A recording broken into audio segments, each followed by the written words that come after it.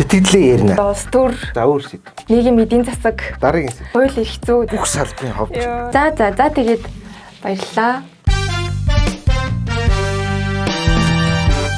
За өнгөрсөн 7 хоногт бас л амралтын өдрөөр нийслэлийн иргэдийн төлөөлөгчдийн хурлын дарга Баяр байнгын хяналтандаа байлгадаг байвал маш зөв. Тэгээд гэмт үйлдэл буюу дахиад дараагийн бэлгийн хүчин ихэж байгаа тохиолдлоос өмнө барьж аваад үйлдэлээр нь цогцолсон. сонсохоор бол айгүй юм таатай сонсогдоод байгаа нэрэл одоо гэмт хэрэг буурчих юм шүү дээ.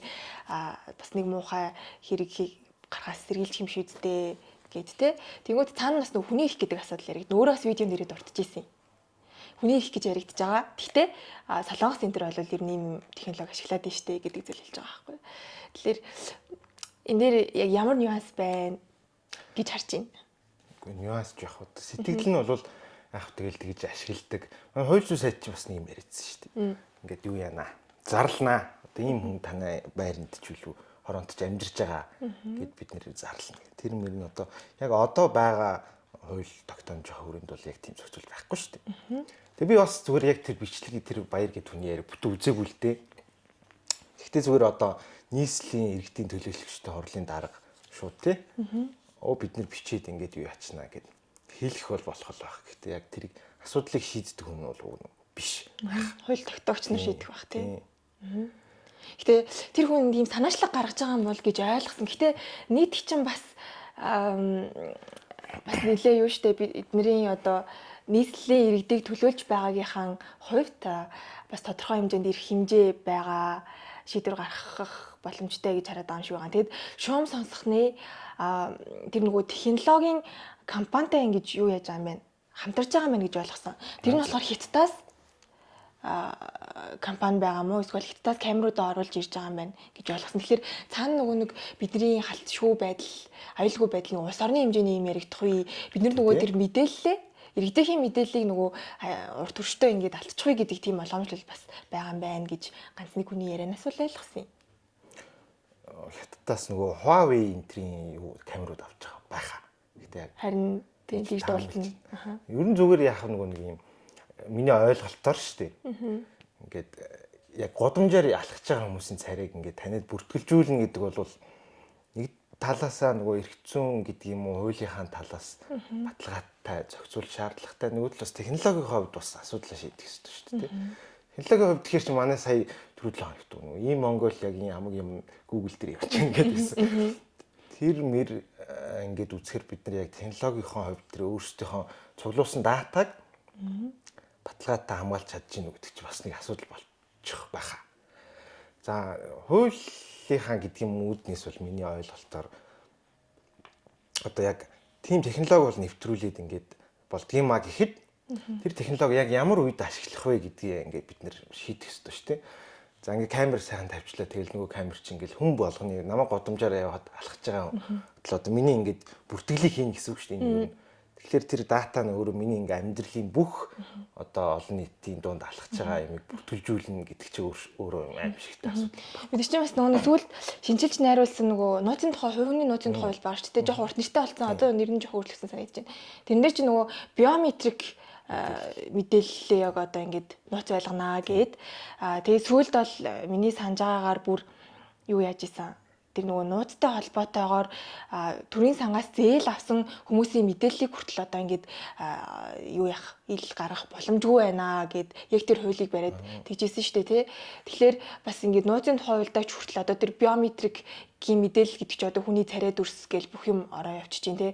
Тэнгүүд тэрнийг одоо бүртгэж аваад бүгдийг нэг ингээд системд ингээд хурааж хадгалаад байж гин гэсэн үг яриад байгаа юм болов уу гэдэг яг нөгөө нарийн нюанс юм аа ингээд сайн тайлбарлаж өгөөгүй болох тэр бүх иргэдийнхээ одоо тэр биометрик мэдээллийг ингээд нэг газар цуглуулж аваад алхах юм шүдтэй гэж найз төрөд байгаа байхгүй тий. Тэнгүүд нөгөө талаас болохоор нөгөө шийдэл талаасаа ингээд ярингууд одоо бүх иргэдийн биш зөвхөн тэр нөгөө бэлгийн хичээлэгчтэйг л тэр хүрээнд л яригадаад байгаа шүү гэж бас ярьж болох юм. Яг тэр хүний дүрсийн одоо эрх чинь одоо дүрсийн гэдэг юм одоо дүрсийн дэлхийн л гэх байна. Тэр ирчээ гэдэг биометрик гэдэгтэй орох үгүй би сайн мэдэхгүй. Манайх чи яг нөгөө нэг бүх юм байгууллагууд чинь нэг юм хуруугаар цаг үрдэгтэй байлаа шүү дээ. Тэгээд хүний хувийн нууцын тухай хууль батлагдсанаас хойш одоо тэг болсон. Гэхдээ царай маригаар үрдэгдэг юмнууд бол ингээд болцсон одоо шинжлэхтэй одоо царайгаар болсон гэх юм уу ихэнх байгууллагууд тийм л байгаа шүү дээ. Тэгээд зүгээр яг одоо тийм хүчирхийлэл үйлдсэн гэдэг нь гин буруу шүүхээрээ тогтоогдсон ч юм уу тийм хүмүүсийг ингээд одоо урьдчилан сэргийлэх гэдэг юм уу эрхийн тодорхой хэмжээнд хязгаарлах асуудал бол бас зарим улс орн тэр манай иргэдийн хурлын даргын яриагаар солонгос ч гэдэг юм уу зарим улсууд бол байд юм шиг байна. Гэхдээ тэр нь бол шүүхэн шийдвэрийн дагуу ихэнх тохиолдол байгаа. Яг манай айгу өргөн ингээл хэвлэл мэдээллийн гадна дотны юмнуудыг харж хаад айгу өргөн тэр AI-ийн танилтыг хийдэг ус бол хятад манай урд төрш. За тэгээд ингээ Монгор ингээ зарим орнууд бас тодорхой хэмжээний идэв шиг байлээ зүгээр. Би зүгээр мэдээ уншихаар. Европын холбоо бол энэ жил би бас л одоо хэвлэлийн мэдээлэлнээс би харж ирсэн санагдаад байна. Энэ жил одоо тэр танилтны тийм тэр системийг ингээд нийтээр нь олон нийттэй бүх хүнд ингээд хандуулж одоо шууд real time ингэж бичлэг хийх бол одоо ер нь бол хориот. CCTV-гээр чи нөгөө нэг шууд ингээ гардаг байсан шүү дээ тийм байх. Тийм. Тэгээ манай юу шүү дээ хувийн мэдээлэл гэснээс одоо манай үндсэн хуулийн дээр чи хүн халтшгүй чөлөөтэй байх хэрэгтэй. Халтшгүй байх эрхийн одоо элементд нэг юм уу те тэр хүрээнд дотор нь тэр нөгөө дүрсийн халтшгүй байдал гэдэг чинь ороод явчих. Тэрийг айгу манай судлаач нар энэ тэр манай багш нар энэ тэр айгу л ярьдаг л байсан л та. Тэгээ энэ жил нөгөө нэг татрын хуультай холбоотой нэг үндсэн хуулийн цэцгийн уралдаан болсон шүү дээ. Дунд судлалын дүгнэлт гарсан баха. Тэрэн дээр бол яг баталгааж ус одоо халтшгүй чөлөөтэй байх хэрэг гэдэг дотор чинь хүний хувийн мэдээлэл халтшгүй байх хэрэг амаран шүү.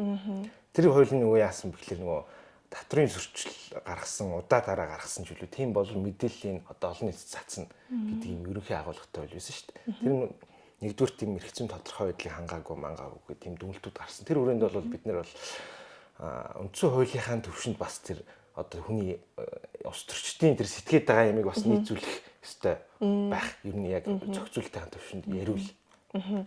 Тийм одоо ажил хэрэг болохын хувьд гэх юм уу манай нийтгийн дарга жоохон эртцэн мэдээлэл хийсэн үү гэж харагдаж байна те. Тэгэнгүүт яг нөгөө нэг зүй зохистой процессын давуу явна гэх юм бол ер нь хууль санаачлах хэрэгтэй юу гэдэг. Манай баяр дарга уу? Тий. Баяр дарга маань. Хууль санаачлах эрх чинь бол улсын хурлын гишүүн, тэгээ засгийн газрын гишүүн биш. Засгийн газар өөрөө бүр бүх нийтээрээ хуралдаанаараа хэлцээд гаргасан шийдвэр эсвэл ерөнхий хэлэгч. Гурван субъект хэрэгтэй. Баяр дарга маань бол одоо засгийн газартаа ч юм уу одоо улсын хурлын гишүүдэд ч юм ерөнхий хэлэгч тэр эрх бүхий субъектэд нь одоо саналаа тавих ч гэдэм тийм хэрэгтэй байх. Яг өнөөдрийн зохицуулалтын хувьд би тийм шууд ингээ хэрэгжүүлээд явах боломж бол хамс байхгүй байх л гэж бодож. Тийм нөгөө өнгөрсөн 7 хоногт инновац цахим хөгжлийн бодлогын хороонд юу яасан мэлээ нийслэлийн одоо хийж хэрэгжүүлж байгаа ажилтнууд танилцсан байна лээ. Тэгээд байнгын хорооны хоролтоон дээр тэгээд тэрэн дээр бас нөгөө бас бус асуудлуудыг ярилцаад тэгээд нэг юм нийслэл болон одоо ингээд парламент гэдэг нэг юм хоёр юм одоо юу гэх юм багна гэх юм уу хоорондоо нэг юм одоо дийслэлсэн тийм нэг тийм ширүүхэндөө уур амьсгал үүссэн. Тэрийг анзаарсан уу? Тэр надад их сонирхолтой санагдсан. Яагаад гэхлээр одоо нөгөө зол жаргал гишүүн, цэнгүүн гишүүн энэ төр үг хэлсэн байгаа байхгүй юу? Тэрэн дээр за одоо ингээд нийслэлийг хийж хэрэгжүүлж байгаа ажил одоо зөв юм уу буруу юм уу гэд хяналт шаардлага тавиад тэ чигүүргийнхээ хүрээнд улсын хурал чинь засгийн газарт тэ ингээд шаардлага тавих хэвээр. Тэгээд нийслэлийн засаг дарганы хамгийн газар чинь гүйцэтгэх одоо тэр чигүүргтэй хамаарж байгаа. Тэгэхээр хяналт тавих бидний чигүүрэг юм аа. Гэтэл ингээд нэг үг хэлчихлээр хэвлэлээр дайрдаг ч юм уу те одоо нөгөө троллууд ажилтдаг гэж бид нар нөгөө нэг энгийн хар ухаанд ойлгодог штэ. Тиймэрхүү юм болоод байдаг шүү. Энийг бол одоо зарим нэг сэтгүүлч нарт гэж хэлж ийн энэ төр гэж одоо манай тэнгүүн гişүүн маань бол хэлсэн байгаа байхгүй юу. Тэнгүүд бас зол жаргал гişүүн гарч ирээл. За би нэг ингээл нэг нөөс мөрс яриалтай нэг юм ажил төрлөө хийснийхээ төлөө нэг хамгийн муу хүн шиг ингэж харагдмааргүй байх шүү гэдэг нэг юм уур амьсгал ингээ үүссэн байдгийг. Тэгээд Тэндээс ингээд харж байхад нөгөө нэг ингээд нөгөө ажил хийгээд нэг нь тайлагнаж майлгнаад ингээд нэг юм процесс болж штэ тий. Гэтэ нөгөө нэг ингээд хамтран ойлголцох нөгөө цуг явж байгаа юм чи нэг улс нэг төрийн байгууллага байгаад байгаа шүү дээ. Тэгэхээр нөгөө нэг ингээд бодлогын чиглэл мэглэл гэдэг нэг юм баталсан байгаад байгаа шүү дээ. Бид нар чинь нэг төлөвлөгөө янз бүр юм. Тэгээ тэрнийхээ дагуу бид нар ийм ажил хийж байгаа шүү гэдэг нөгөө эрүүл мэтгэлцээ ингээд гаргаад тэгээд тэрийн нөгөө айл талдаа юм хүлээн зөвшөөрөгдөхүйц байдаг тэр зарчмаа хангаад засгийн газар парламенттай ингээд хүлээн зөвшөөрөгдөд ажиллаа ингээд хийх тийм үйл ажиллагаа жоохон тутмаг байгаа юм болов уу гэж харсан. Тэнгүүд баяр даргын тэр мэддэгдэлч гэсэндээ те бас амар эрт ингээд гараад ирж байгаа байхгүй юу? Нөгөө чуулган болгонда парламентын гишүүдтэй танилцуулсан юм уу, танилцуулаагүй юм уу, ямар боломж гарц аргалгаа байгаад байгаа гэдэг тэр процессын дагуу бүх юма хийсэн юм уу, хийгээгүй юм уу гэдгийг тодорхойгүй. Тэгээд ядаж ийм хууль хэрэгтэй байна гэдгийг одоо нөгөө засгийн газар мазартаа ингээд хилцэж ярилцаад бид нэг ийм шийдэл олчлаа шүү гэдгийг ингээд хэлээд дараагаар нь одоо нэг ийм юм хийх гээд байгаа маа гэдэг нэг биднэрт ойлгомжтой мэдээлэл өгөхгүйгээр бас л бид нарыг нөгөө зүгээр энгийн иргэдэг нэг ийм тодорхойгүй байдал үүсгээ тий. За тун удахгүй нөгөө муухай бэлгийн хүч хилэгчдийн чинь хүн болгон таниад мэдээд авах юм байна гэдэг ийм хүлээлт үүсгэж байгаа байхгүй тий. Нөгөө буцаагаад нөгөө хүнийг хэрэгжихгүй ч гэдэг юм уу яг хилцэх түвшин дээр нөгөө хүний их мэрх гэдэг ингээд нөгөө суур ярих хэвээр юмнуудаа яриад ирэхлээр нөгөө иргэд чинь буцаад хуваагдаад хүн юм хийх гээд байхад юу яриад байгаа юм бэ гэдэг нөгөө шүүмжилсэн хүмүүсийг муухай харагдуулдаг нэг тийм юм руу л орох гээд байна уу да гэж харагдаад байна. Яг манайхан жаваагдах та маш амархан тий. Үгүй тэрийг харин юу яг ямар хурал дээр хийсэн баяр дарга маань. Баяр дарга харин тэрийг нас ялгаа нөгөө нэг тасцсан бичлэг юм яваад байгаа байхгүй юу? Одоо улс төрчдийн ч юм одоо тэгэл орон нутгийн төвшөнд бас тэгэл нэг улс төрч хүн л байгаа шүү дээ. Тэгээ тийм тодрох хүсэл нь бод байдаг л байх л та тий. Ямар хурланч мэддэхгүй ингээл за би энийг хийлэн энийг тас тавь гэдэг ч юм уу яадаг чинь тий. Өөрийнхөө пэйж дээр тавьсан байлгүй бодвол. Ганц нэг хэвлэлээр явж харагдсан. Би бол нөгөө сэтгүүл журам тогтох гэдэг хүний пэйжээс харсан шүү тий. Тэгээд тэрийг одоо яг тэр нэг манайх ч нэг тийм удирдлагын тогтолцоо бий болголоо гэдэг одоо өнгөрсөн жил сонгуулиас хоошоо нэлээд тийм байсан. Камеруудаа нэмэгдүүлчлээ одоо нэг юм нийслэлийн юу лээд нэлээ дугаар таних юм чинь бас одоо хийцэн гэж ойлгож байна. Хийцэн гэж бодлоо. Тэг хийцэн. Тэгээд чи нөгөө яар нөгөө юм уу мэдчихсэн. Одоо энэ туршилтын хугацаа чи яваад байгаа шүү дээ. Тэг тэрийг ингээ хариуцж байгаа бүтэн нэгж одоо бий болсон шүү дээ. Тэрнэрээ нэлээ юм одоо анхаарлаа хандуулад гэх юм уу байгаа мэн гэж ойлгосон. Тэгэл нөгөө хүн амьтанд очихоор тэрийгээ их танилцуулт юм шиг байлаа. Тэр бичлэгийг харахад ч гэсэндээ яг тэр нөгөө хяналтын системийн тэр өрөөндөө тэр нөгөө дэлгэцээр ингээ камер харагдаж байгаа тэн дээрээ бэнлээ. Ер нь дүрслэлийг нь харах юм бол тэгээ тэн дээрээ за бид нар одоо угаасаа ийм сайхан ажил хийчлээ. Цаашдаа бүр ингэх гээд байгаамаа гэдэг тэр юмаа ингээд ярьж байгаа харагцсан. Гэтэ одоо яах вэ түрүүний байнгын хороо гэсэн дээр яг хойхор л тэгээд тэр орон нутгийн иргэдийн төлөөлөгчтэй оролж одоо бас нутгийн өөрөө удирдах ёсны байгууллага. Тэгэхээр бол яг нэгнийхээ дээр дор гэхээс илүү бас орон нутгийн төвшөнтэй өөрөө ингэсэн бодлоготой харьцангуй бие даасан юм үйл ажиллагаа явуулах одоо эрхтэй байгуулах гэж ойлгоод байгаа шүү дээ.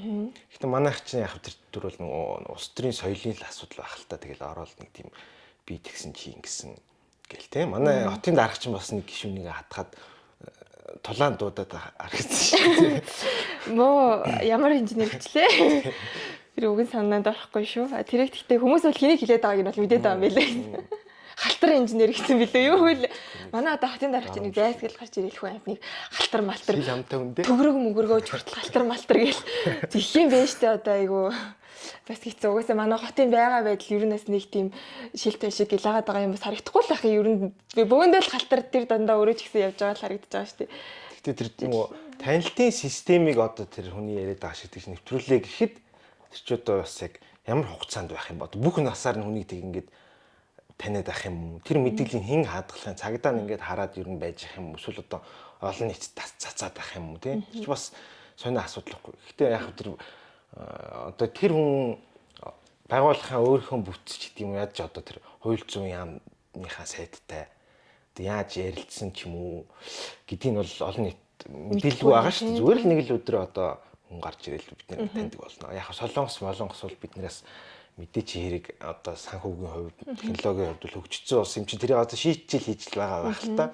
Аль талаас нь манайд бол одоо шийдэл алга манайд одоо гин буруутай шүүхэр тогтоогдоод нэг бол одоо 20 хайл эдэлдэг за хэд хэдэн төрлийн ял баа шүү дээ. Одоо сорчих эрхийг хязгаарлах хайлч одоо бид нэр саяхнаас л хэрэгжүүлж эхэллээ шүү дээ. Захин гав зүүдэг. Тэр чинь ихтэй тодорхой хугацаатай шүүгэн шийдвэрийн тогтоосон хугацаанд. Тэр камерын асуудал бол яг ямар зорилготой юм тий? Тэр хүний ингээ бүх амьдралыг ингээ хүүхдэл баримтжуулаад ах юм уу? Тэр хүн ингээд үнэхээр тагч хүчрхийл хийхгүй болох тийм сэтгэл зүйн ч юм уу Хүмүүжих боломжтой юу, асуудлаа тий? шийдсэн хүнийг одоо хизээ энэ хүн боллоо гэж үзэж тэр хяналтнаас гаргах юм. Гэх мэт юм олон суур асуудлаа шийдэхгүйгээр ингээл айгуу гоё таалагдах. Тэгээ энэ дээр чи одоо хүртэл нөгөө тодорхойгүй гэх юм уу? Иргэдийн нөгөө нэг юм хүсдэг хэрнээсээ нэг биелдэггүй нэг юм байдаг штэ. Тэр нь болохоор нөгөө ялаа хүндрүүлээд өгөөч ээ. Одоо бүр экстрим бүр ингээд нөгөө туйлдаа үрэх юм бол нөгөө цаазын ялыг сэргий гэдэг үуч бэлгийн хүчрхийл одоо ялангуяа яг бага насны хүүхдүүд нөгөө хэлэхэд жоох эмзэглэмэр ч гэсэндээ яг хэцүүлтэй тэгмүүд тэр хүмүүс ч одоо амьдрах ирэхгүй юм шүү гэдэг нэг юм бид нар өөрсдөө нэг юм тэрэнд одоо юу хин нэг шударгасны мэдрэмж байгаад байгаа шиг байгаа нэ тэгэнгүүтээ айгу зэвүүцэлтэй л байдаг. Угаасаа тэр бол буруу гэдгийг нь ойлгомжтой. Тэгээ би яг юу гэж тайлбарлахаа мэдэхгүй байна л да. Энэ бол нөгөө маргаан мэтгэлцээний мөнхийн сэдв байдаг. Тэгмүүд тэр хүмүүсийг одоо ялын зорилго чи өөрөө хүмүүжүүлэх, тэ урьдчилан сэргийлэх энэ төргээд юм байгаад байгаа шүү дээ. Тэгмүүд үнэхээр тийм одоо гимт хэрэгт хийсэн хүн юу хүмүүжих боломжтой юу тэ одоо тэрийг одоо яг боломжтой. Яг зүгээр ер нь зүгээр одоо нөгөө бэлгийн хүчирхийлч одоо янз бүрийн л төрөл байгаа л да тийм. Жишээлбэл одоо бага насны хүүхдүүдийг тэгж хүчирхийлдэг хүмүүс бол нэг талаас бас сэтгэл зүйн асуудалтай байх тийм. Сэтгэл зүйчнэр нь одоо тэрийг үгж хэлдэг юм. Хүмүүс бол нөгөө педофил гэдэг тийм. Тэр асуудлыг одоо эмчлэх гэдэг юм уу одоо юу гэдэг юм тийм. Эсвэл тусгаарлах тийм. Тэгээ одоо тэр хүнийг ингээ бүх насаар шорон тэгээ цааслаад яг хуу тэр хүний хувьд бол асуудал шийдэгч чам. Гэхдээ тэр бусад тийм асуудалтай хүмүүс хэрвээ байгаа бол тэр хүмүүсийг бүр юм айцд оруулаад тэгээ нөгөө хэргийн илрүүлэлтэндээ ч гэсэн бас тийм сонь нөхцөл байдал үүсэх байх л та. Ер нь бол яг нөгөө юу гэдэг штеп. Зарим хүмүүс бол ингэж ярьдаг штеп. За яалыг хөндрүүлээд бол ингээд ер нь ингээд чинь нэг айц төрүүлнэ штеп. Нийгэмд те. Тийм. Тэр нь одоо хамгийн одоо хэрэгжилт нь одоо илүү үр дүнтэй байдаг юу бол одоо зөвхөн одоо авилгын гэмт хэрэгтэй. Яагаад гэвэл тэр чинь авилгал авж байгаа тэр эрх мэдэлтэй хавхуул өгж байгаа тэр хүмүүс чинь бодож төлөвлөж тэр гэмт хэрэг хийдэг юм байл та. Тэр нөгөө хүчирхийллийн ч гэдэг юм уу тэр бол тэр тухайн үеийнхаа эмоцн дээр байж болно. Өөрийнх нь тэр сэтгэл зүйн асуудал шийдэгдээгүй байж болно. Тэр нэг үр даврын тэр хүмүүс төдийлөн бас нөгөө ингээд төлөвлөө тооцоод зохион байгуулалтанд ороод явна гэж байхгүй шүү дээ. Тэгэхээр бодлол яг тэр олон нийтийн манайхны яриад идэг тэр ялын хөндрүүлээд асуудал шийдэж чинь гэдэг бол тийм оновчтой шийдэл биш баха. Тийм болохоор одоо бид нар хүсээд байнга л одоо жигсаал цуглаан хийгээл нэг хэсэг чинь бас тийм байсан шүү дээ. Тэгвэл бас одоо харьцангуй ойлгосон болов яасан юм бол одоо яг хөндрүүлээч цаазын ялмал гэдэг ганц нэг юм сонсогддог. Гэхдээ нөгөө нэг масаараа нэлийн олон хүнийг хамарч ингэж байгаа нэрэ гайгүй юм болов гэж харагдаад байгаа юм. Гэхдээ энэ дээр бас нөгөө нэг ийм зөв мэдээлэл цаана бас нэг юм өөр юм байгаа шүү те нэг юм өөр одоо шалтгаан байдаг шүү өөр арга зам байдаг шүү гэдэг юм ингээ ярьж байхгүй болвол нөгөө ингээл болохгүй байгаа юм аа бид нар нөгөө сонсоод тэрэн дээрээ анхаарлаа өгөөд тахлаар буцаагаад нөгөө нэг сэтгэл хөдлөл дээр нөгөө буруу шийдэл рүү ингээд уриалсан тиймэрхүү юм руу явчихгүй тийм эрсдлээс байгаа харагдаад байгаа юм. Тэгэхээр энэ саяын кейс дээр ч гэсэн саяын тохиолдол одоо шийдвэр гэх юм уу манай одоо улс төрчийн маань хэлсэн үгэн дээр ч гэсэндээ нөгөө хүмүүсийн эмоцийг ашиглаад нэг оноо авах оролдлого байсан байх.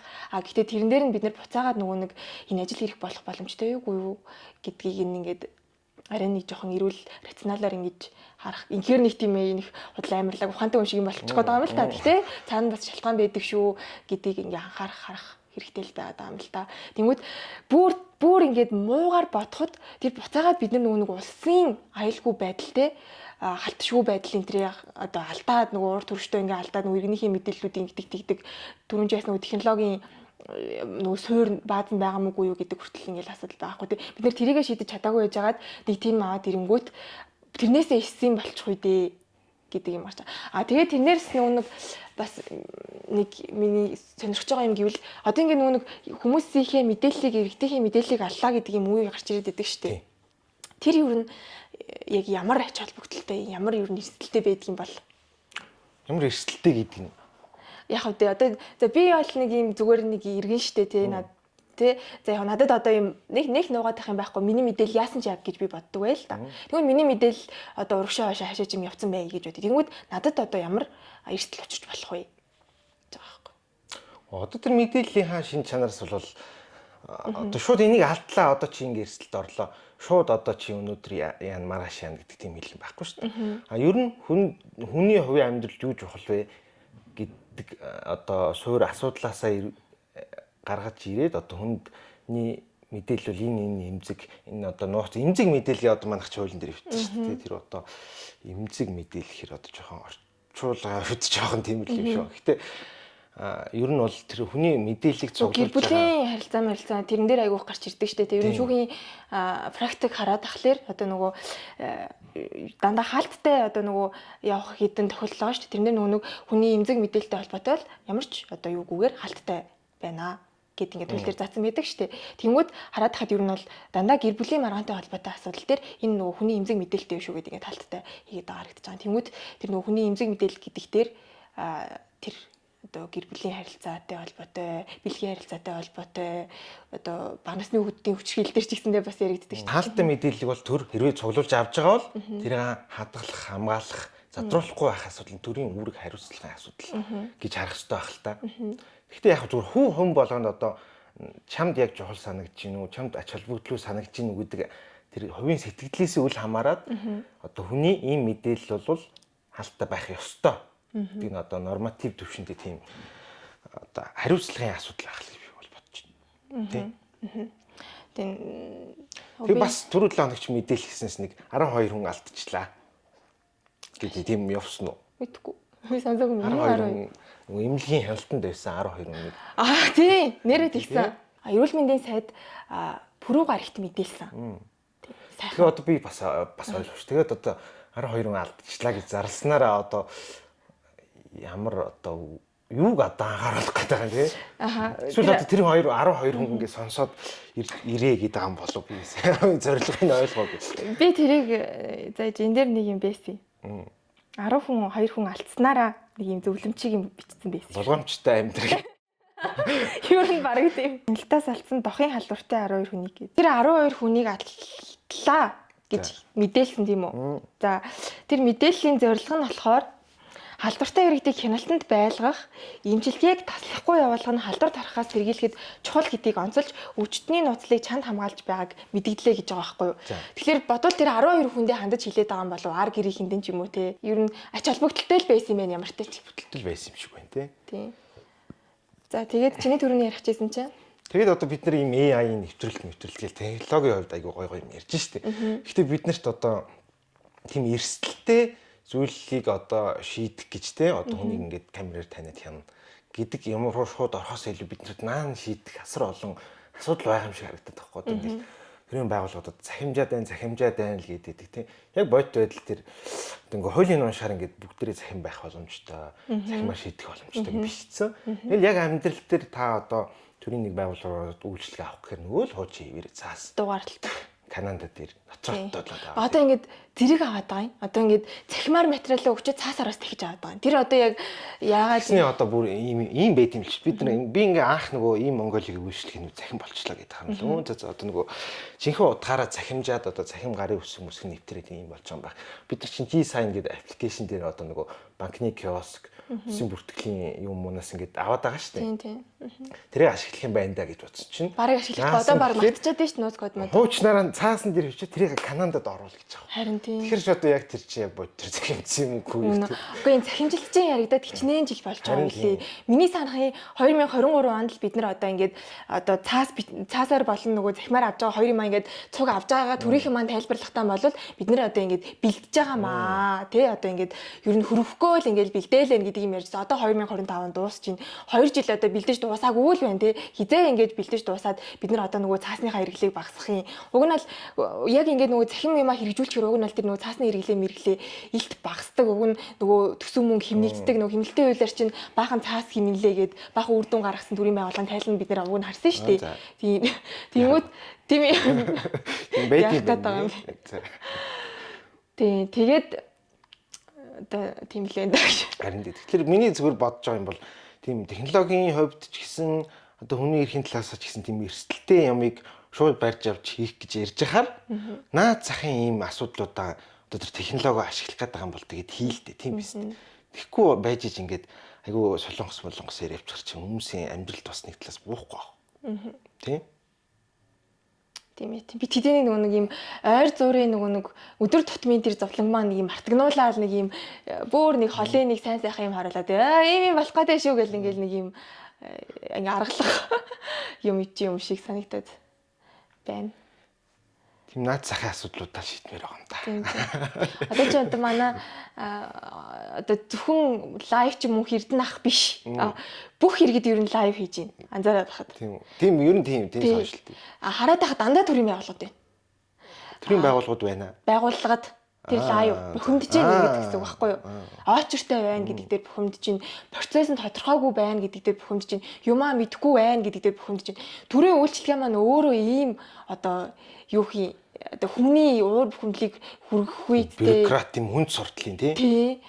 Тийм байхад буцаагаад тийм холын сайн сайхан юм яриад байгаа нь бид нараар өөрөө буцаагаад нөгөө оёолоод байгаа мó гэдэг шиг юмруу эсвэл одоо манай энэ зарим удирдах хаалмын зөвшөлтнүүд тийм тасарцсан байдаг юм уу те. Ямар ч асуудал байдаг харагдаал ингээд солонгос харагдаал яг одоо бодит байдал бол бас жоохон холол байна л та. Яг нь тодорхой хэмжээнд нэг юм яг тэрийг ингээд хийж байгаа. Тэртээ ингээд хөл нийлүүлээд алах гээд байгаа нь одоо сайхан л гоё зүйл байх л та тий. Гэхдээ одоо энгийн асуудлаа шийдэж чадахгүй байж. Бас учиртай байна би бас надад бол тэгж санагдчих.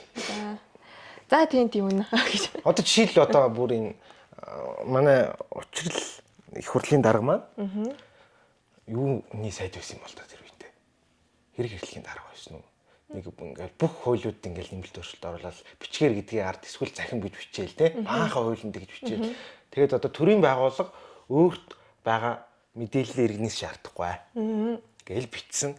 Яг одоо хэрэгжилт бол тийм хангалтгүй шүү дээ. Жишээлбэл улсын бүртгэлийн байгууллагууд одоо нэг хуулийн этгээд ч юм уу нэг иргэн за хуулийн этгээд дээр чи яваа. Бүртгэл хийх гээд очихоор та хуулийн этгээдийн гэрчлэгийг канаанд жиргэдэг шүү дээ. Тэр чи одоо тэр байгууллага өөрөө бүртгэжээд тэр кананы тэр хүнээс нэхэд гарч тэр хүн шоконд орчиж байгаа байхгүй. Тийм тий. Тэгэхээр тийм асуудал тийм л байна да. Одоо яг тэр гоё сонсогч юм. Гэхдээ тэрэнд бол тэрнээс наа шийдэх олон асуудал байна. Тэрийг шийдэхин тулд биднэрт бодолцох ёстой. Тэ? Одоо хүрээ хязгаарын тодорхойлох ёстой. Хууль зүйн талаас нь шийдэх ёстой.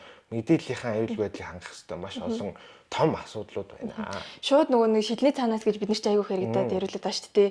Бас нэг эсвэл нэг юм хулганд нэг ингэж бяцлаг ингэж үнэртүүлчихэд ингэж аваад байгаа юм шиг нэг юм төвхтэй юмар биднэрт нэг гоё юм ингэж ярьчаад тэр нь хэрэгжих боломжтой эсвэл үгүй ингэж бид нарыг нэг юм тодорхойгүй байдалд ингэж оруулаад байна шүү.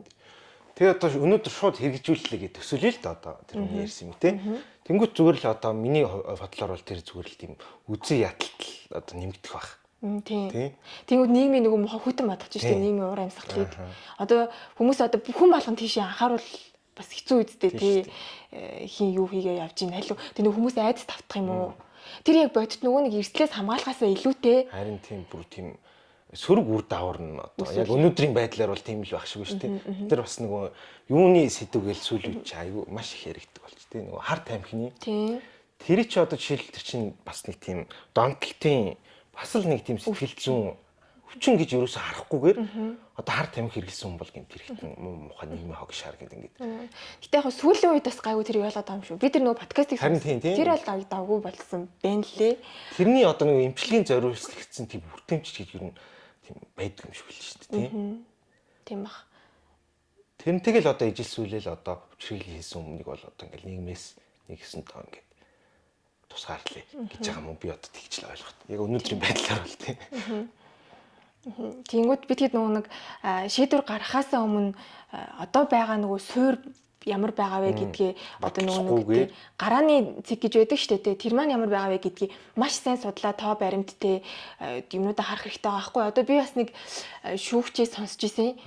Одоо яг шийдвэрлэж байгаа хэргийн одоо баг 90% нь зүгээр нэг зодоонуудын хэрэг байна гэж байгаа байхгүй. Эрүүгийн шүүхтэр тэнгууд нөгөө хамгийн их бидний анхааралд өртдөг авилгын хэрэг, сая чиний дурддаг хар тамхины хэрэг тэр мөр чинь маш бага хэмжээнд байдаг. ерөнхий ингээд массаар навч үзэж байгаа шүү дээ. Бүтцээр нь ингээ хараад үзэхэд тэр нөгөө байх ёстой юм биш гэж байгаа юм биш. Тэнгүүд бид нөгөө ингээд гэмтгэрээс урьдчилан сэргийлэгчийн энэ төр гэхдээ одоо дандаа л одоо хати авилгын эрг мэргийн нэтрээ олонний анхаарлал тийшээ чиглэж шүү дээ. Тэнгүүд цаана нөгөө нэг иргэдийн бас өөрсдийн маань одоо төлөвшил гэх юм уу хүмүүжил тэг боловсролын тэр нөгөө чанар манараас бас хүртэл шалтгаалж байгаа юм шиг байгаа. Тэр нөгөө одооны хэрэг чинь бол тийм шүү дээ тий. Зүгээр ингээ ууж сэрчээд өглөө сэрэхэд нэг нь өгцөн байна гэж байгаа хгүй юу. Дандаа тийм юу гэдэг гэсэн. Тэгэхээр тэр чинь юунаас болоод тийж байгаа ядчил одоо зүү зөхстэй сорих согтууруулах ундааны хэрэглээ гэх мэтчлэн тэр чинь хүн одоо нөгөө өөрийгөө авч явах хүмүүжүүлж төлөвшүүлсэн ухамсараараа зохицуулах боломжтой юмнууд байгаад байна. Тэгэнгүүт уг нь бол 2026 оны ч боловсролыг дэмжих жил болгоо зарлцлаа шүү дээ. Нүгүүд энэ дээр одоо бид нэр ямар реформ хийх юм уу яах юм энэ төр гэдэг юм дээр илүү анхаарах шаардлага бас байна. Боловсролыг дэмжих жил юм дараа жил. Энэ жил ч одоо юуны жил байсан юм. За тэрийг бол бас санахгүй юуных байлаа. Арай захин бахин байгаагүй байгаа да. За магадгүй шүү. Тий. За эх жил бол боловсролыг дэмжих жил шүү одоо. Ямар дахиц дэвшил жилийн дотор нэг дахиц дэвшил гарахгүй л байх. Гэтэ ядаж нэг юу их гээд байгаагаа хэлээд ойлгуулад одоо хаа гэж найдаж байна. Миний бодлоор боловсрол за ингэ боловсрол орохгүй явдаг шүү дээ. Энэ бас яриул бас ярьчмаар юм биш үү. За тэгээд за өөр өнгөрсөн 7 хоногт төрийн өмчит компаниудыг одоо хувьчлах чиглэлийг одоо баталсан улсын хурлын тогтоол гарлаа. Тэр бас нэлээд чуулган дээр хилцүүлэг болсон хэдэн ч цагийн хилцүү шүүмжлэл чийлж гин магтаа сайн шайл чийлж гин болдог бай сайхан юм гэж хэллээ. Тэгээ энэ дээр нэг тоо баримт дурдгдсан. Тэрний юу вэ гэхлээр биш үү? Яг энэ төрийн өмчит хуулийн этгээдүүдийг хувьчлах ийм зүйл бол одоо өнөөдөр анх удаа гарч ирж байгаа юм биш хэд удаа гарч ирж ийсэн. Тэгээ хэрэгжилт нь ямар байсан бэ гэж байгаа байхгүй юу. Энд дээр 2001-ээс 2004 онд хувьчлах тогтоолын хэрэгжилт 30% байсан байна. 5-аас 8 он хувьчлах тогтоолын хувьчлах өөрчлөн байгуулах тогтоолын хэрэгжилт 45% байсан байна. За 10-аас 12 онд хувьчлах өөрчлөн байгуулах тогтоолын хэрэгжилт 11% байсан байна. 15-аас 16 онд хувьчлах өөрчлөн байгуулах тогтоолын хэрэгжилт 16% байсан байна.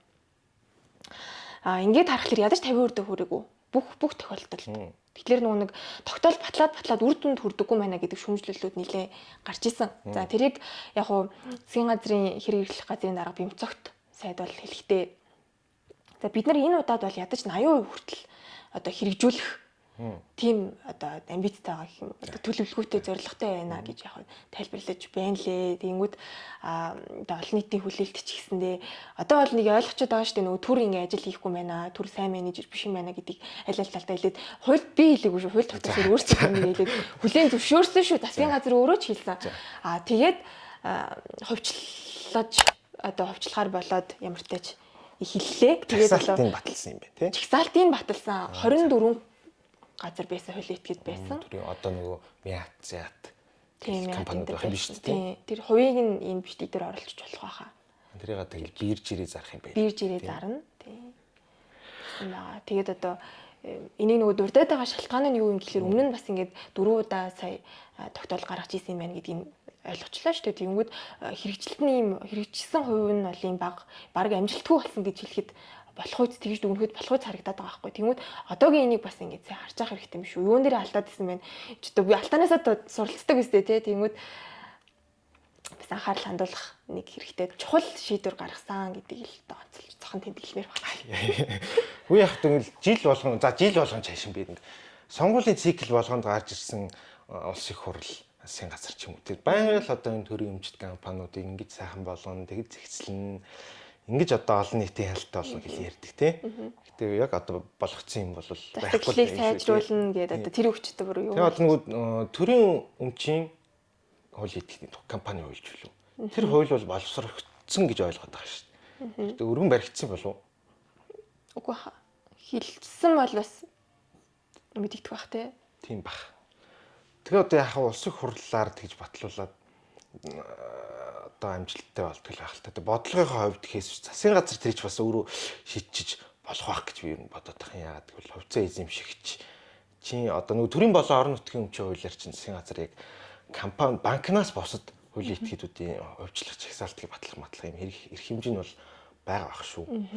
Гэхдээ одоо яг илүү өндөр хүчин чадалтай болох гэж улсын хурл руу оруулж байгаа юм уу тий. Гэхдээ яг ингээд шууд ингээд өнөөдөр гэж л хийж байгаа юм. шууд ингээд одоо нэг өвчлөе гэдэг бас аль талаас хэцүү байдаг байх л та. Одоо манайх ч нэг юм ярьдаг шүү дээ. Ярьдаг шүү дээ ч ер нь тийм л байх юм шүү. Одоо яг тоо хэмжээний яаж өөрчлөгдсөн. Нийт хадгаламжийн 90 хэдэн хувийн тэдхэн хувь олон нийтийн одоо тэдхэн хувь нь эзэмшиж байна. Тэгэхээр дийлэнхтэй бол ингээд юм хадгаламж гэх юм санхүүгийн чадах султай яг олон нийтийн ингээд процентлээд үзвэл тэгэд одоо нэг хэсэг бүлэг хүмүүс бол айгүй их юм хөрөнгөний нөөц болцоод их юм. Тэг ингээд ховчлж чаар чинь эрсдэл бол тэр хэдэн хүнд очиж магадлал айгүй өндөр. Тэгэд эргээд энэ нөгөө зах зээлийнхаа юм олигопол нэг иймэрхүү төвшөнд хүрчих байх гэсэн боломж л байгаа бах. Нэг талаас нөгөө талаасаа одоо төрийн өмчт компаниуд маань өөрөө өнөөдрийн байж байгаа санхүүгийн ч тэр одоо юм үйл ажиллагааны ш тэр янз бүрийн төрх нь яг хөрөнгө оруулагчийн сонирхлыг татах уугүй юу гэдэг нь бол бас яг тэр санхүүгийн мэргэжлийн хүмүүсийн бодох ёстой асуудал байдаг байх л та. Тэгэхээр шууд тэр ингээл би ингээд чагсаалтаа баталчлаа маргааш маа гэхэлэр бас айгүй эрсдэлтэй байх гэж хардаг байх гэж найдаж байна. Түрүүний хэлсэн юм дээр чи би нэг юм дээр сал нэгдэхгүй ш. Тэр их муу менежер. Яг тэр зөвхөн ямар үйл ажиллагаан дээрээ муу вэ гэдэг талаас л байх л та. Түүнээс шууд төрчин гол утга учир менежмент хийх гэж л байж байгаа хүмүүс шүү дээ тий. Тийм үү? Тийм шүү дээ. Одоо тийм шүү дээ. Одоо яах гэж төр байгаа вэ гэхэлэр нийгмийн зохицуулалтын хувьд төрийн үйлчлэгийг аятайхан үргэлжлэж энэ чинь менежмент шаардлагатай тий. Хууль тогтоомжийн хэрэгжилтийг аятайхан хангаж идэх чинь бас зүгээр менежментийн л асуудал байх л та. Бүх юм дээр ер нь төр бол мом мухаа гэж би бол тэрийг л дэмждэг шүү. Яг зүгээр ингээ ажилтгуу үйл ажиллагаа явуулаад ингээд хувийн одоо нислэгийн компаниудтай ч юм яатай ашиг орлого олох өөр одоо янз бүрийн тийм имис ажилуулж байна ч гэж байгаа шиг дэлгүүртэй байна. Бааз ажилуулж байна. Зах барьсан чинь шатчлаа ч гэж байгаа шиг. Тэр мөр бол айгүй утгагүй байхгүй. Сая бас чиний ярьсан юм дээр тий яг тэгж ярьжсэн одоо нөгөө одоогийн байгаа юм муу одоо үр дүнтэй байгаа татаас авдаг ч тийм үн компаниуд дээр ч угаасаа тэгээд авах юм уу да гэсэн нэрээ шүмжлэл бас нэрээ гарч ирж ирсэн шүү. Тэнгүүд одоо бид нэр сайжруулчаад яна одоо ямар ч таж арга нь олно л гэдэг хариу ирж байгаа шиг болсон. Энэ зүгээс болол тий. Тэгээ яг нэг төрийн өмчийн компаниуд ингээд ихэд ийм олон жил болцсон айгүй ийм үндсэн хөрөнгө үйл хөдлөх сайтай л байх шүү дээ ихэнх нь тий. Тэр компаниуд ингээд ховчлаа тэр үйл ажиллагааг нь айгүй ийм дээшлүүлээ төгжүүлээд авчвал бас хөгжих боломжтой л гэж хүмүүс харж л байгаа. Түрүүн чи бас нэг жоохон айгүй тойроо хэлээд нь штэ нөгөө нэг процентлоод харуул маруул гэж одоо ингээд энгийн ойлгомжтойгоор тайлбарлах юм бол угаасаа ингээд нөгөө нэг боломжтой тийм нөгөө компани хуулийн этгээд ажилуулах боломжтой тэр хэсэг нь бол айгүй цөөхөн хувьд нь байгаа шүү. Манай ингээд улсынхаа одоо ингээд нийтийг ингээд хараад үзэх юм бол цөөхөн хувь нь л байгаа. Одоо нөгөө л бидний мэддэг MCS бод юу эдийн те тэр хэсгийг л одоо нөгөө хувьчлаа гэхэд авах боломж нь байгаа болов уу?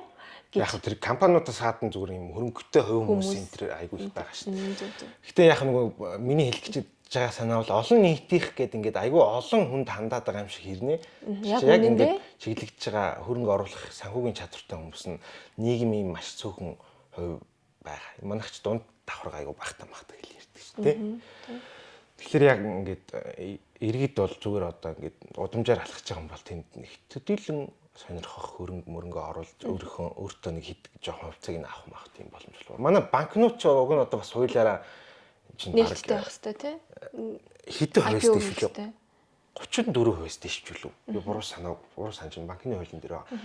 Тэгэхээр өнөө жишээл төрийн банк бол 5% гаргачаад цаашаа гаргаж чаддаг. Одоо хаан банк авахгүй байгаа юм уу? Авахгүй гаргаагүй л байх л та. Төрийн банк ч нэрээ юу штэ төрийн өмчт юм байлаа штэ. Төрийн банкны бас хэдэн үеийн явуулах юм бэл. Гэхдээ төрийн банк ч яг төрийнх байгаагүй штэ. Тийм үү? Мэдгүй. Байгаагүй байх. Тэ өөр нэртэй байсан баг тэгвэл. Тийм баг. Тийм. Өөр нэртэй байсныг нь тий аваад төрийн банк болгосон тий. Одоо манай ерөнхий сайч бас юу орон сууцчлалтын банк гэж төрийн банк нэг гэж ярьсан. Тэр нэрээ хэрэгжиг л баг шиг тий. Тийм яригдж гин үү ер нь? Үгүй байна уу? Би барыг мартчихэж надад чинь сая нэрээ юу лээ гэж бодлоо. Нэг тийм ярьж исэн бах тий. Тэнгүүд чинь төрийн маг ч одоо бас нэлээд муу нэртэл байгаад байгаа ш. Тийм хүмүүс бас эсэргүүцэх бах та. Оросчлолтын магтай болчих юм бол ямар үйл ажиллагаа төрийн банкыг бол мэдсэн мэдгүй байна. Төрийн банкаар үйлчлүүлдэг болох. би наад зах нь иргэдэж мэдэхгүй шүү. За энэ 7 хоногт нэг тиймэрхүү. өнгөрлөө. Их хурлын дарга маань би бас зүгээр ийм л анзаарсан. Их хурлын дарга маань зөвшөөрлийн хуулийн нэмэлт өөрчлөлтийг санаачилсан байна. Эдийн засгийн эрхчлөөний хуулийг чинь засгийн газар нь санаачилсан уу? Их хурлын дарга маань сайд байхдаа санаачилсан уу бараг. Тэр хавцлах Тийм бах. Тэгээ тэр ингээ хуулийг би сонирхоод үзлээ л дээ. Эдийн засгийн эрхчлөөний хуулийг хэлээ. Айгуу гоё нэртэй тий. Ингээ ороод харахаар ингээл ер нь одоо ингээд энэ хуулиар тогтоосон юм эрхчлөлөд ордоос хууль баталж болохгүй л гин тий. Тэгээд одоо юм эрхчлөө ингээд эдийн засгийн эрхчлөө бол юм чөлөөтэй байх хэрэгтэй юм шүү дээ. Яг тийм тэгснээ юм нэг зөвлөл байгуулсан ч гэл ерөнхий сайдын тэргүүлүүлсэн. Гээд харахаар энэ хууль яг бодит ямар үр нөлөөтэй юм бэ гэхийг би жоо ойлгохгүй. Тэгээд ийм баахан л ийм гоё зарчим марчим гэж бичсэн л байгаа юм л да. Зарчим бол тэр хуулийн дээр ч нэг амар шинээр бодож олгодод бичсэн юм биш үү л одоо энэ тэнцүү яригддаг. Ихээр үл зарим хуулийн дээр тэр зарчимч байгаа.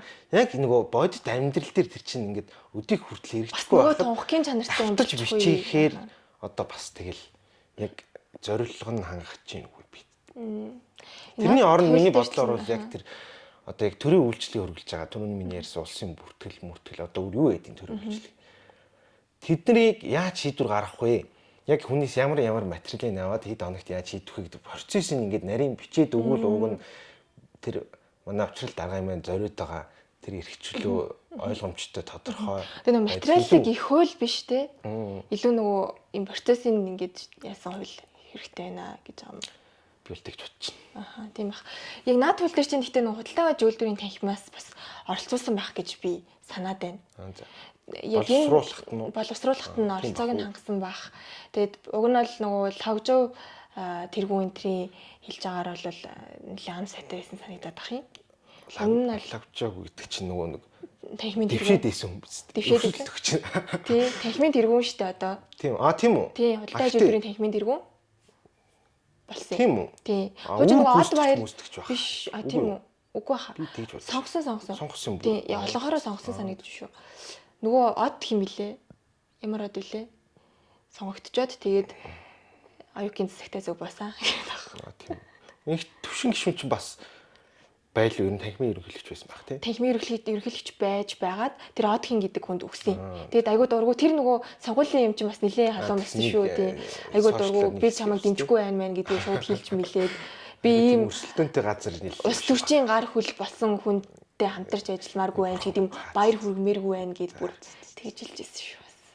За мэдхгүй тэр байгуулга тийм л.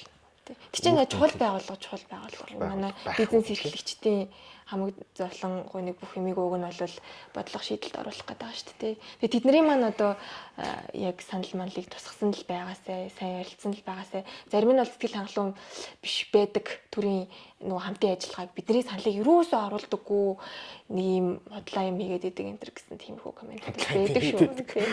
Худлаа хэл яриад дэмжин л гээд идэг яг үнэндээ л болоод байна гэдэг шүү дээ. Агуулга нь тийм баг. Тэгээ би тэр хуулийг зүгээр уншаад тэгж л надад зүгээр. Анхны сэтгэл маань тийм л төрсөн. Тавчхан тэгээд тийм зөвлөлттэй тэр зөвлөл нь одоо яг юу шийдэх гэдэг байгаа. Тэр нь бас нэг тийм тодорхой биш. Зөвлөмж гаргах юм шүү. Тийм манай зөвшөөрлийн тухай хууль чинь бол бас нэлийн хүмүүс таалагдах шиг байсан. Одоо нөгөө төц мүцтэй гуанз маа зэрэглэхэд тусгай зөвшөөрлөж тэр нэмэлт өөрчлөлтийн төсөл нь үү? Тийм. Тийм, тэр чинь нөгөө яах вэ? Одоо байж байгаа юм арай ойлгомжтой болгож бичсэн юм шиг ойлгосон. Мэдээлэл өгөөд тэгээд та хариу хүлээхлээр юм ажиллавал. Мэдээлэлээ өгөхгүй бол танд хариуцлага тооцсон юм. Тиймэрхүү ерөнхий агуулгатай юм шиг байна, тийм. Гэтэл яг мэдээлэл хийснээс нөгөө нэг одоо ч гэсэн одоо гуанз маань дэлгүүр ажиллаулж байгаа хүмүүс бол нөгөө засаг даргын захирагчийн ажлын албан тухай нийслэлийн Улаанбаатар хотын ингээл энэ QR авах хэрэгтэй юм шиг байна шүү дээ. Тэр нь ингээд уг нь анх бол ярихдаа хүмүүс ингээд та ингээ хүсэлтөө өгчтэй QR аж гараад өгнө л гэж ярьж исэн. Тэгэл ингээл явцын дунд хэрэгжих явцдаа дахиад нэг зөвлөлөөр хилцэн одоо тийм хэрэгтэй. Тэгэл нөгөө хизээ гарах нь ч мэддэхгүй. Тэрийг л одоо бүр ингээ баталгаажуулж одоо мэддэл өгөөд болоо шүү гэдгийг л бичих гээд байгаа юм уу гэж ойлгосон. Ялангуяа төрийн албатай харилцаан дээр нөгөө тодорхойгүй байх тусмаа хүн суртал айгүй нэмэгддэг. Тодорхойгүй юм дээр чинь нөгөө нэг зохицуулаад үгүй тийм зохицуулаад өгье гэдэг юм чинь ингээд бас гараад ирчих واخ. Тэгээд одоо бас одоо яах гээд байгаа бас ойлгохгүй юм да. Мэргэжлийн хяналтаа байгуулчлаа. Байгуулна гэсэн юм уу? Байгуулна гэсэн. Одоо байгуулах шийдвэр засгийн газараар гарчлаа шүү дээ. Тэнгүүд буцаад хүн сурталыг буулгана гэснээр дахиад нэг хяндаг шалгадаг нээж авчираад ирж байгаа нүрээ яг улс төрийн шийдвэрийн хувьд тэр нэг улс төрчдийн золонг бий бол яваад байна.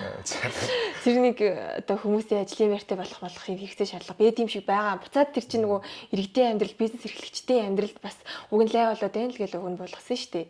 Хичээд ингээд нэг эргэж буцсан юм шийдвэр гаргаад байгаа бас нэг юм зовлонтой юм бас болоод өнгөрсөн. Би тэр мэргэжлийн хялт байгуулна гэдгийг бол сонсоогүй.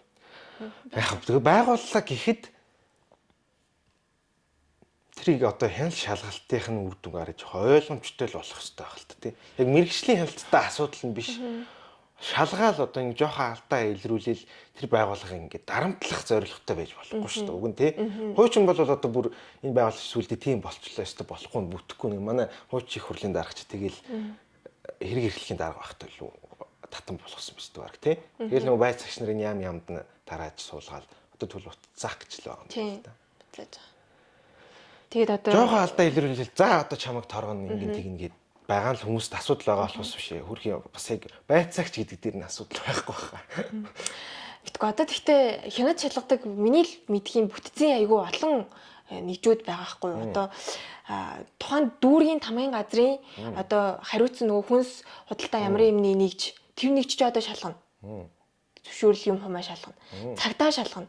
Татврын байцаагч шалгана. Нийгмийн даатгал ирэх шалгана. Тийм. За тэгээ заримдаа нийслэлийн засаг дарга очиж шалгачихна. Тийм үү. Гэдэг бах тий. Тийм.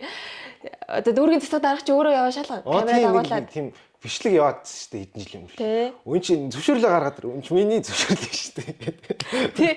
Тийм байгаа байхгүй. Нэмэгдээ дахиад тэр нэгж чин гараад ирнэ гэхлээр чинь айгүй хэцүү сонсогдоод байна шүү дээ. Ер нь тэгэл шууд ингээд алдааг илрүүлээ шууд торгоно гэдэг нь л хүмүүс таалагдахгүй байхгүй. Алдааг илрүүлээ танд засах хугацаа боллоо тий. Тэр нь одоо ингээд юм дэлгүүр рүү ороод эсвэл хоолны газар руу ороод энэ тоос байна уу да гэдэг ийм шалгалт чинь хүмүүсийн дуруу хүргээд байгаа байхгүй. Түүнээс биш одоо ингээд үйлчлэгээ баталгаатай тий эмгц ихцтэй байх хэрэгтэй стандартын шаардлагыг хангах хэрэгтэй гэдэгт энэ ч маргаагүй шүү дээ. Тэгвэл шалгаж байгаа арга хэлбэр тэнд авж байгаа арга хэмжээ нь л хүмүүсийг бохимдуулалт байна гэж би бол ойлгоод байгаа л та. Тий? Тий. Тэгээд байн бай очиод хүн болгон шалгаад ахаар чинь дарамтны зорилттой биш. Тий, ажил хийх сонирхол төрөх юм үстэй. Юм хийж байгаа хүний жоохон тийм дэмжиж туслах тэр хүн чинь юу хэрэгтэй вэ? Юун дээр одоо алдгаад байна тий? Алдсан бол таны алдаа чинь ийм байна. Та алдаагаа ингэж засаарай. Гэхгүйгээр өө эн чи алдсан байна. Чамайг одоо торгон шийтгэн гээд ахарч хүмүүс чинь ингэж бохимдаад байгаа. Тий. Тэгээд тэр бохимдлыг улан бадраас нь тийм шийдвэр гарлаа. Одоо манай нэг улс төрч байсан юм да. Одоо ч хөр болчлоо гэсэн магнаа. Нөгөө нэг шудраг өрсөлдөөний газар гэж байхад одоо монополи газар болц тий. Тэрний дарга байсан. Тэр чи одоо уг нь бол их сайхан ишлэл хийж байсан юм. Тэр нь одоо хүн бизнес эрхлээд ашиг орлого олоод явах гэж хахад хизээч одоо муу юм хийгээд хийчихье тий. Энэ бизнесийг дампууруулчихъя гэж юм бодож хийхгүй штэ тий. Сайн юм хий, чанартай юм хий, үйлчлүүлэгчтэй татъя гэж бодож хийдэг болохоос биш гэдэг үг нэг хэлжсэн байхгүй юу. Тэгээд тэр чинь бас нэлээ их одоо юу яагаад одоо ирчиг аваад гэх юм уу одоо тэр мэржлийн хэллийг татан буудлахад энэ төрөөс нөлөөлсөн болоо да гэж бодод яг тэгэж хэлжсэн би санаж байсан байхгүй тухайд оюутан байсан санагдаж байна.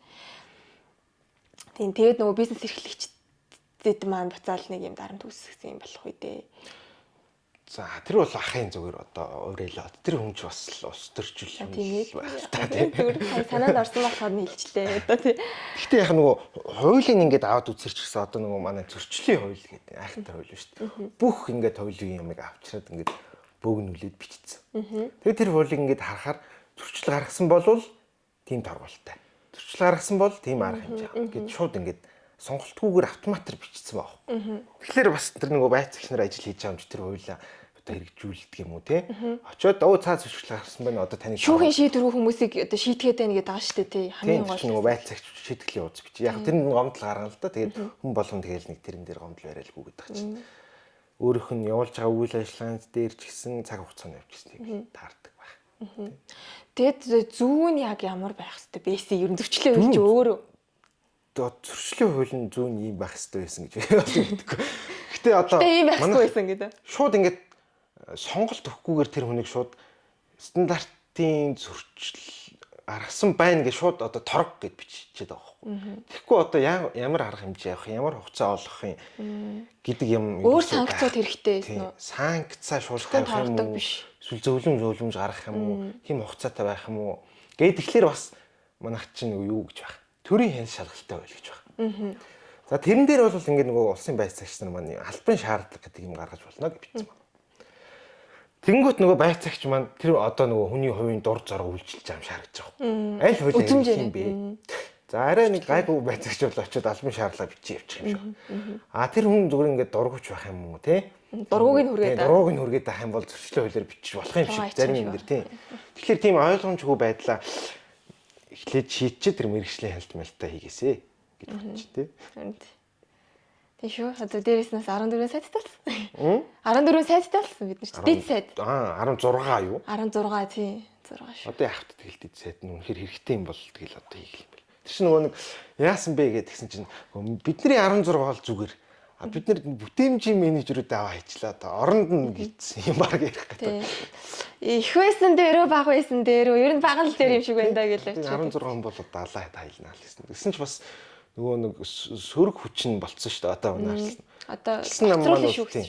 Уурлаад тах шиг байна. Одоо мэдхгүй тэгээд. Эсвэл артчлан намын байр суурь бол ингэсэн.